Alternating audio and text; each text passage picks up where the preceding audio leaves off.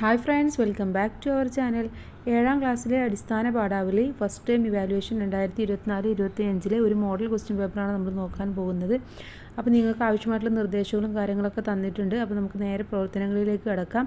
6 പ്രവർത്തനത്തിൽ ഏതെങ്കിലും 5 എണ്ണത്തിന് ഉത്തരം എഴുതാനാണ് പറഞ്ഞിട്ടുള്ളത്. ഒരു 5 സ്കോർ വീതമാണെന്ന് പറഞ്ഞിട്ടുണ്ട്. ഓക്കെ, ഒന്നാമത്തെ പ്രവർത്തനം എന്താണ്? ഒരു ഖണ്ഡിക തന്നിട്ടുണ്ട്. അതിന് താഴെയുള്ള ചോദ്യങ്ങൾക്ക് ഉത്തരം കണ്ടെത്താനാണ്. അപ്പോൾ നമുക്കൊന്ന് വായിച്ചു നോക്കാം. നെൽവിത്തുകളുടെ സംരക്ഷകനും പ്രചാരകനുമായ ഒരു വ്യക്തി പാരമ്പര്യ കർഷകനായ അദ്ദേഹത്തെ തേടിയെത്തിയത് പത്മശ്രീ അവാർഡായിരുന്നു. 60-ലധികം നെൽവിത്തുകൾ തലക്കല ചെറിയ രാമൻ സംരക്ഷിക്കുന്നുണ്ട്. നെൽവിത്തുകളുടെ ജീൻ ബാങ്കർ എന്ന് അദ്ദേഹം അറിയപ്പെടുന്നു. 2011 ഹൈദരാബാദിൽ വെച്ച് നടന്ന ജൈവവൈദ്യ സംരക്ഷണത്തിനായുള്ള 11 രാജ്യങ്ങളുടെ സമ്മേളനത്തിൽ കേരളത്തെ പ്രതിനിധീകരിച്ചിരുന്ന വയനാടിൻ്റെ നെല്ലച്ചന് പുതുതലമുറയോട് പറയാനുള്ളത് ഇത് മാത്രം: ഒരു കയ്യിൽ ഏന്തനം അറിവിൻ്റെ പുസ്തകം, മറുകൈയിൽ ഏന്തനം പണിയായുധം. അപ്പോൾ ഇതാണ് നമുക്ക് തന്നിട്ടുള്ളത്. ഇനി ചോദ്യങ്ങൾ നോക്കാം. പുതുതലമുറയോട് നെല്ലച്ചന് പറയാനുള്ളത് എന്താണ്? ഒരു കയ്യിൽ ഏന്തനം അറിവിൻ്റെ പുസ്തകം, മറുകൈയിൽ ഏന്തനം പണിയായുധം എന്നുള്ളതാണ് പറയാനുള്ളത്. ഇനി ചെറുവയൽ രാമൻ്റെ ശരിയായ പേരെന്ത്? എന്തായിരുന്നു? തലക്കര ചെറിയ രാമൻ എന്നാണ്. തലക്കര ചെറിയ രാമൻ. ഇനി അദ്ദേഹത്തെ ഏതെല്ലാം പേരിൽ അറിയപ്പെടുന്നുണ്ട് എന്നാണ് അടുത്ത ചോദ്യം. എന്തൊക്കെയായിരുന്നു?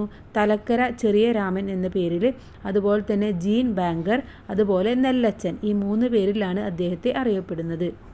ഇനി നമുക്ക് അടുത്ത ചോദ്യം നോക്കാം. പ്രവർത്തനം 2 കാർഷികോത്സവങ്ങളും നാട്ടുത്സവങ്ങളും ജനമൈത്രി നിലനിർത്താൻ സഹായിക്കുന്നത് എങ്ങനെയെന്നാണ് ചോദിച്ചിട്ടുള്ളത്. എങ്ങനെയാണ്? നമുക്കറിയാം, നമ്മുടെ പ്രദേശത്തൊക്കെ ഒരുപാട് ഉത്സവങ്ങളൊക്കെ നടക്കാറുണ്ടല്ലേ. അത് എങ്ങനെയാണ് നമുക്ക് അത്രയും ഉപകാരപ്പെടുന്നത്? കേരളത്തിലെ കാർഷിക പ്രാദേശിക ഉത്സവങ്ങൾ പൊതുവായ ഒരു സാംസ്കാരിക പൈതൃകം ആഘോഷിക്കുന്നതിലൂടെ ജനങ്ങൾക്കിടയിൽ ഐക്യവും സാഹോദര്യവും വളർത്തുന്നതിൽ ഒരു പ്രധാന പങ്ക് വഹിക്കുന്നു.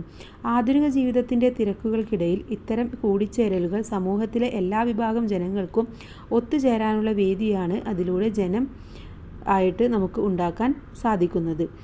ഇനി ഇതിലെ ബി ചോദ്യം: ചേർക്കുണ്ടിൽ താഴ്ത്തുമീത്തു വിരൽ തുമ്പത്രേ, നാട്ടിൻ്റെ നന്മകൾ നെയ്തെടുപ്പു. ആരെക്കുറിച്ചാണ് കവി ഇവിടെ പറയുന്നത്? ആരെക്കുറിച്ചാണ്? പാടത്തും പറമ്പിലും ചേറിലും പണിയെടുക്കുന്ന കർഷകരെ കുറിച്ചിട്ടാണ് കവി ഈ വരികളിലൂടെ സൂചിപ്പിക്കുന്നത്. ഇനി നമുക്ക് അടുത്ത പ്രവർത്തനത്തിലേക്ക് കടക്കാം. പ്രവർത്തനം 3 നാട്ടിലെ പ്രായം ചെന്ന കൃഷി മുത്തച്ഛനെ കാണാനും വിവിധ കൃഷി രീതികൾ, പണ്ടത്തെ വിത്തിനങ്ങൾ, കൃഷി ഉപകരണങ്ങൾ, വിത്തു സംരക്ഷണം എന്നിവയെക്കുറിച്ച് കൂടുതൽ അറിയാനുമായി ഒരു യാത്ര നടത്താൻ മലയാളം ക്ലബ്ബ് തീരുമാനിച്ചു. അവിടെ ചെല്ലുമ്പോൾ കാര്യങ്ങൾ അന്വേഷിക്കാൻ ഓരോരുത്തരും 10 ചോദ്യങ്ങൾ ഉൾപ്പെടുന്ന ചോദ്യാവലി തയ്യാറാക്കി കരുതാൻ അധ്യാപിക ആവശ്യപ്പെട്ടു. നമുക്ക് ആ ചോദ്യാവലി തയ്യാറാക്കാം. അപ്പോൾ ഒരു കൃഷിക്കാരനുമായിട്ടാണ് നമ്മൾ ചോദ്യങ്ങൾ ചോദിക്കേണ്ടത്. അപ്പോൾ അതുമായിട്ട് റിലേറ്റ് ചെയ്തിട്ടുള്ള ചോദ്യങ്ങളായിരിക്കണം നമ്മൾ ചോദിക്കേണ്ടത്. എന്തൊക്കെ ചോദിക്കാം? 1. താങ്കളുടെ പ്രധാന കൃഷികൾ എന്തെല്ലാം? ഏതൊക്കെ വിളകളാണ്? 2. കൃഷിക്കായുള്ള മുന്നൊരുക്കങ്ങൾ എന്തെല്ലാമാണ്? എങ്ങനെയാണ് മണ്ണ് ഒരുക്കുന്നത്? 3-ാമത്തെ ചോദ്യം: വിളവെടുപ്പും വിള സംസ്കരണവും എങ്ങനെയാണ് ചെയ്യുന്നത്? 4. ജലസേചനത്തിന് എന്ത് രീതിയാണ് ഉപയോഗിക്കുന്നത്? 5. കൃഷിക്കായുള്ള സർക്കാർ പദ്ധതികളുടെ പ്രയോജനം നിങ്ങൾക്ക് ലഭിക്കാറുണ്ടോ? 6. വിളകൾ എവിടെ നിന്നാണ് ലഭിക്കുന്നത്?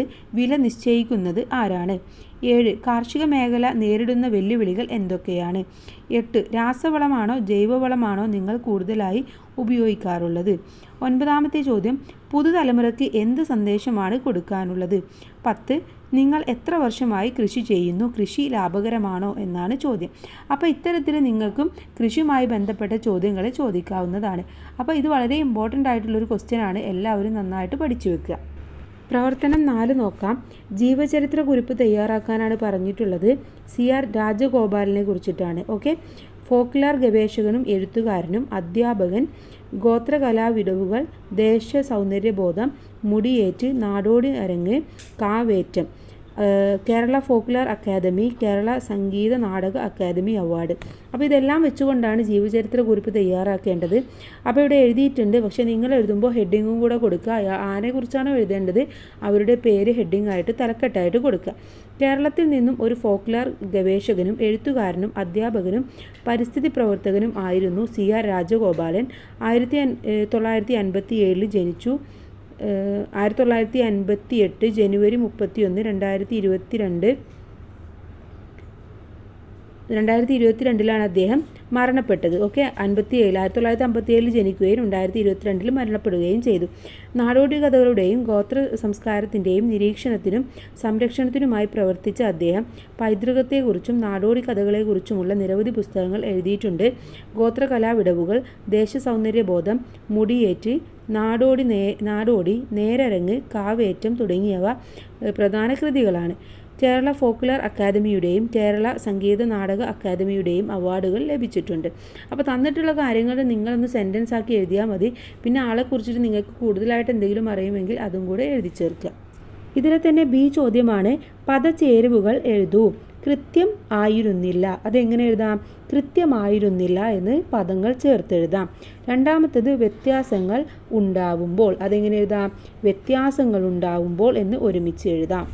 ഇനി നമുക്ക് അടുത്ത പ്രവർത്തനത്തിലേക്ക് കടക്കാം. 5ാമത്തെ പ്രവർത്തനമാണ്, ഇത്തിരി മണ്ണിൽ താനെ കിളച്ചു വിയർത്തൊരു വിത്ത് പാകുമ്പോൾ, പേർത്തുമത്തടം നനയ്ക്കുമ്പോൾ, പച്ചയാം രക്തം ഊറ്റിപ്പടരും ദലച്ചാർത്തിൽ, പറ്റിയ പുഴുക്കളെ പിടിച്ചു കളയുമ്പോൾ, ഉർവിയെ പുഷ്പിക്കും കലപോൽ നമുക്കത്ര നിർവൃതികരം സർഗവ്യാപാരമുണ്ടോ മന്നിൽ.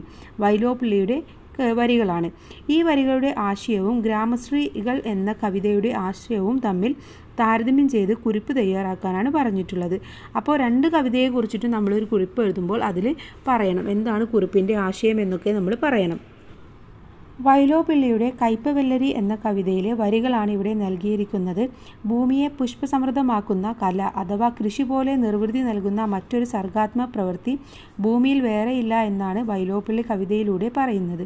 കടത്തനാട് മാധവി അമ്മയുടെ ഗ്രാമശ്രീകൾ എന്ന കവിതയിൽ കർഷകർ കന്നി നെൽക്കണ്ട മുഴുതുമറിക്കുന്നതും കർഷക സ്ത്രീകളാകുന്ന ഗ്രാമശ്രീകളുടെ കൈകൾ പാടത്തെ ചെളിയിൽ പണിയുന്നതും ഞാറു നടുന്നതുമെല്ലാം കാവ്യാത്മകമായി സൂചിപ്പിക്കുന്നു. കൃഷിയുടെ മഹാത്മ്യത്തെക്കുറിച്ചിട്ടാണ് 2 കവിതയിലൂടെയും പറയുന്നത്. അപ്പോൾ ഇത്തരത്തിൽ താരതമ്യക്കുറിപ്പ് തന്നു കഴിഞ്ഞാൽ 2 കവിതയുടെ ആശയവും നിങ്ങൾ പറയണം. എന്നാൽ മാത്രമേ അവിടെ ഒരു താരതമ്യം നമുക്ക് നടത്താൻ സാധിക്കുകയുള്ളൂ.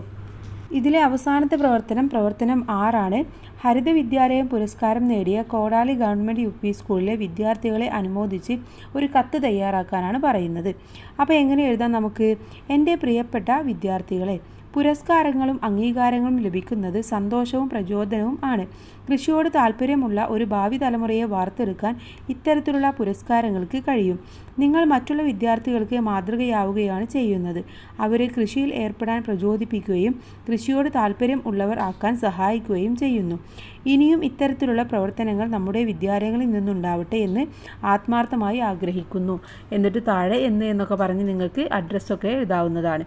അപ്പോൾ ഇത്രയുമാണ് ഈ ഒരു ക്വസ്റ്റ്യൻ പേപ്പർ എന്ന് പറയുന്നത്. വളരെ സിമ്പിളാണ്, പക്ഷേ മലയാളമാണ്. അത്യാവശ്യം നന്നായിട്ട് തന്നെ എഴുതുക. അപ്പോൾ എല്ലാവർക്കും നല്ല മാർക്ക് തന്നെ സ്കോർ ചെയ്യാൻ കഴിയട്ടെ. അതുപോലെ തന്നെ ബാക്കിയുള്ള സബ്ജക്റ്റുകളും നമ്മൾ അപ്ലോഡ് ചെയ്തിട്ടുണ്ട്. അപ്പോൾ ആവശ്യമായിട്ടുള്ള കൂട്ടുകാർ തീർച്ചയായിട്ടും പോയി കാണുക. അത് നിങ്ങൾക്ക് നല്ല മാർക്ക് സ്കോർ ചെയ്യാൻ വേണ്ടി ഹെൽപ്പ് ചെയ്യും. Thanks for watching.